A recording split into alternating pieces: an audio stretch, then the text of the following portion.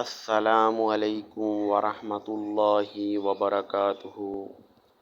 بسم اللہ الرحمن الرحیم۔ جنت کے گھر۔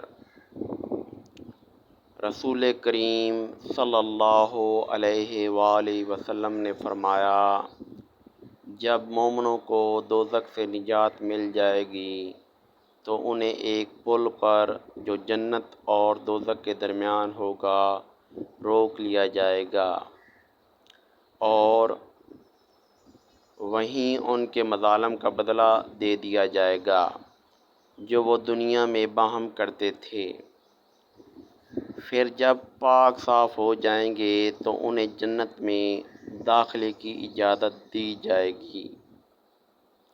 اس ذات کی قسم جس کے ہاتھ میں محمد کی جان ہے، ان میں سے ہر شخص اپنی جنت کے گھر کو اپنی دنیا کے گھر سے بھی زیادہ بہتر طور پر پہچانے گا۔ بخاری، حدیث نمبر 2440۔